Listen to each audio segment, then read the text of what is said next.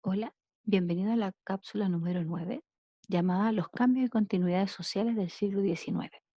El objetivo es reconocer los cambios y continuidad social que se van a producir en Europa del siglo XIX. Si ustedes pueden observar esta imagen, aparecen dos dibujos. Uno representa la sociedad llamada estamental y otro representa la llamada sociedad de clase. Si ustedes se fijan, en la primera imagen aparece el tercer estado sosteniendo sobre sus hombros a los otros dos estamentos, la nobleza y el clero. En la imagen número 2 aparece este grupo intermedio denominado la clase media, que está entre los pobres y los ricos. Por lo tanto, estábamos hablando de un elemento de cambio. Sin embargo, van a haber cosas que permanecen en el tiempo, como la siguiente.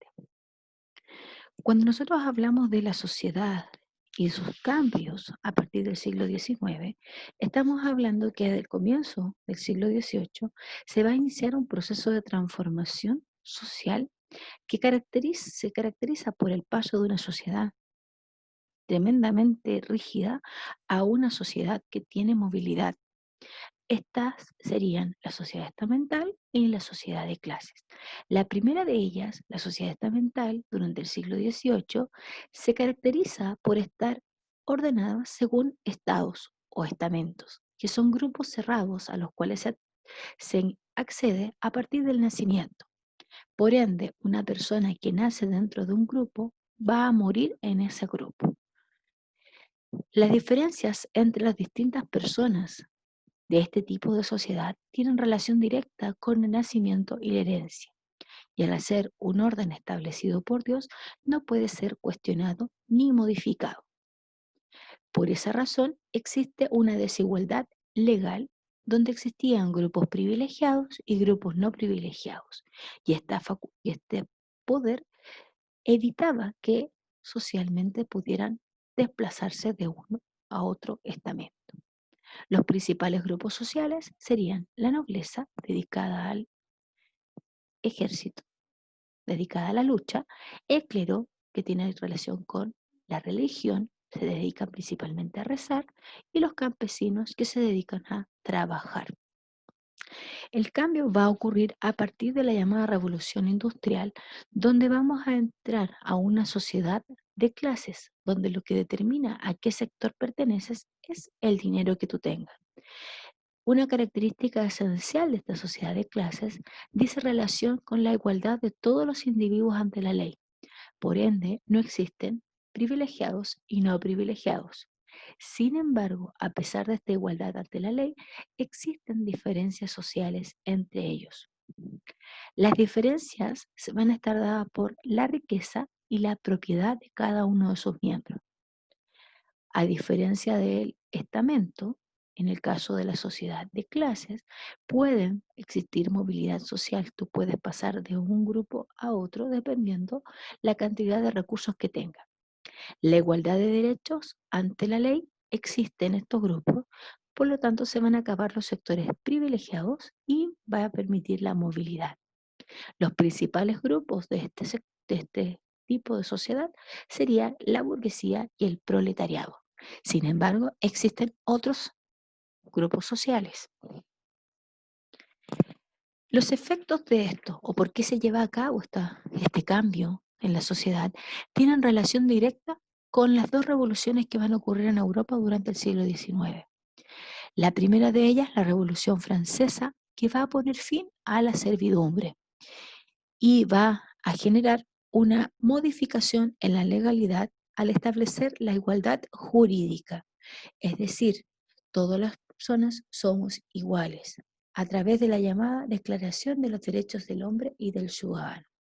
Cuando hablamos de todas las personas, hoy en día estamos incorporando a las mujeres. Sin embargo, en ese tiempo estamos hablando específicamente de los hombres. El imperio de Napoleón también va a contribuir a esto porque va a imponer leyes similares en prácticamente toda Europa, especialmente los que son los Países Bajos, Suiza y Alemania. La revolución industrial también va a aportar a esto porque al existir un cambio jurídico, este cambio va a generar el fin de los derechos feudales Y además la revolución en sí va a establecer la necesidad de contar con trabajadores libres e independientes para la fábrica, lo que va a generar las condiciones necesarias para terminar con los lazos de dependencia y de la servidumbre. La burguesía, como grupo social, se consolida como grupo dominante debido al gran poder económico que tiene. Esto va a permitir que el dinero te entregue distinción social y prestigio. A pesar de los cambios que van a ocurrir a partir del siglo XIX, la sociedad mayoritariamente sigue siendo de carácter rural. Los cambios van a ocurrir entre el siglo XVIII y principios del siglo XIX. En el XVIII, la mayoría de la población sigue viviendo en el campo, está subordinada a algún señor feudal, está obligada a pagar tributos y debe trabajar forzosamente en lo que requiera el señor. A cambio de todo esto, el campesino dispone de las llamadas tierras comunales que les permite cultivar para subsistir y además para pagar sus obligaciones. Sin embargo, a partir del siglo XIX va a haber un cambio tanto en el estatus legal del campesinado como se va a transformar la propiedad agrícola. ¿Cuáles van a ser estos cambios? El estatus legal se va a modificar a partir del ciclo revolucionario que genera la Revolución Francesa. Estoy hablando de la Revolución de 1820, la Revolución de 1830, la Revolución de 1848. Estas van a terminar con los derechos feudales y va a convertir a los campesinos en trabajadores agrícolas libres. Esta situación va a ser contribuida por un cambio en la propiedad agrícola, donde se van a iniciar un proceso de privatización y cercado de los terrenos comunes, lo que va a generar que muchos de estos campesinos que vivían gracias a las tierras comunales no van a poder producir lo necesario para subsistir y menos aún para pagar impuestos. Por ende, se ven obligados a vender su fuerza de trabajo a cambio de un salario y al mismo tiempo migrar a las ciudades. Este proceso se va a ver reforzado por la eliminación de la llamada mayorazgo, donde existe prohibición para vender y dividir las propiedades. Ahora no, un- se eliminó y podemos vender las propiedades y se divide la tierra. ¿Cuáles van a ser los principales cambios desde el punto de vista rural? Vamos a pasar que a mediados del siglo XVIII teníamos una aristocracia rural, dueña de las grandes propiedades, que podía mandar, castigar, cobrar impuestos, entre otras cosas, a un propietario granjero que es dueño de un pedazo de un territorio cercado, que tiene una mentalidad distinta, que es una mentalidad capitalista, que busca conseguir el máximo de ganancia posible. Por lo tanto, su forma de producir es intensiva, a diferencia de la anterior, que era extensiva. Y también se va a cambiar el tipo de trabajador, donde vamos a tener un campesinado servil, siglo XVIII, sujeto a un dominio de un señor, que debía trabajar forzadamente, poseía las tierras comunales para subsistencia, etcétera, que estaba, en cierta forma, obligado a permanecer en ese lugar por un peón agrícola que es libre, que se puede mover y desplazar a su antojo, y además recibe un salario por su trabajo. Por lo tanto, estamos hablando de los primeros cambios que van a verse reflejados en este mundo rural. Esto no va a ser de un día para otro, va a ser un proceso largo y continuo. A pesar de que podríamos pensar que la mayoría, o no decir prácticamente toda la sociedad europea vive en el campo, existe un porcentaje que también habita en las ciudades. En este lugar, en estos centros urbanos, va a ser donde se va a ver reflejado este cambio social, específicamente a través de la aparición de una burguesía comercial, compuesta principalmente por los banqueros, comerciantes, propietarios de talleres, entre otros, que van a ver cómo sus recursos van a aumentar rápidamente.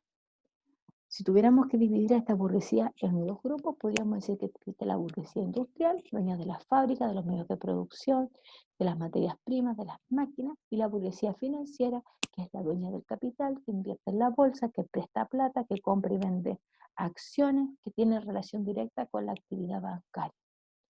A ambos sectores pertenecen a la burguesía y ambos sectores han desarrollado un ideal de vida. ¿Cuál es este ideal de vida?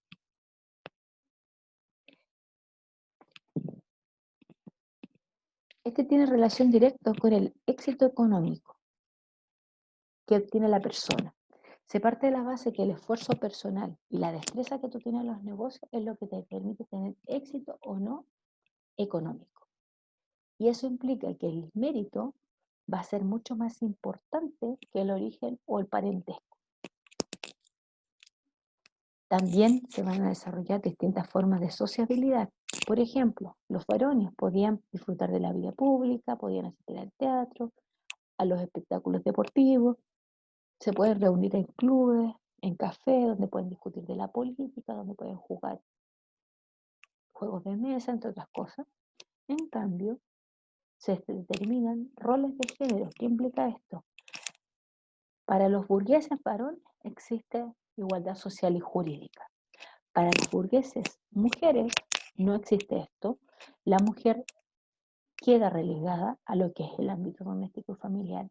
Ella debe atender las necesidades de su familia, debe cuidar a sus hijos y esa es su posición dentro de la sociedad.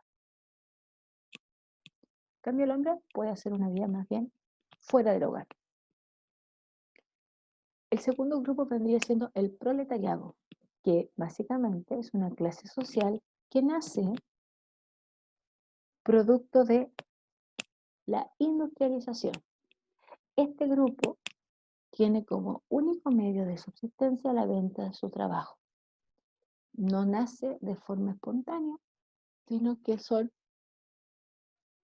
los campesinos liberados por los derechos feudales y los trabajadores de los talleres artesanales. El proletariado, a diferencia de los otros grupos, va a tener que hacer frente a duras condiciones de trabajo, a malas condiciones de vida y precariedad, y a esto se le va a conocer como la cuestión social, que específicamente se refiere a los problemas de carácter social, económico, que van a tener la clase trabajadora. ¿Cuáles van a ser estos problemas?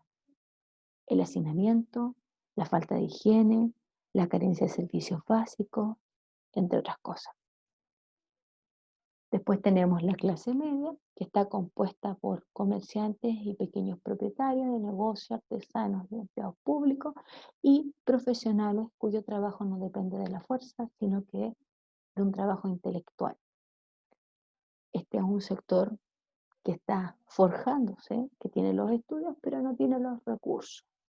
Y la aristocracia como tal, que tiene que de cierta forma tiene los recursos económicos, tiene los privilegios de ser un grupo reconocido, y desde el punto de vista del plano político, a pesar de que todos los países establecieron sistemas republicanos, siguen ocupando los cargos más importantes. En el plano económico, concentran las extensas propiedades en el mundo rural y su fortuna se concentra principalmente en lo que es la ganadería y la agricultura. Y desde el punto de vista cultural, sirven de modelo a seguir a los otros grupos, porque para ellos representan el buen gusto, los lujos, las comodidades. Por lo tanto, todos los demás tratan de imitar sus costumbres y valores. Dejo una pregunta abierta, que es, ¿crees que estos grupos se mantienen en la actualidad? Expliquen y fundamenten en qué se basa. Esa queda de tarea. Que tengan una excelente tarde.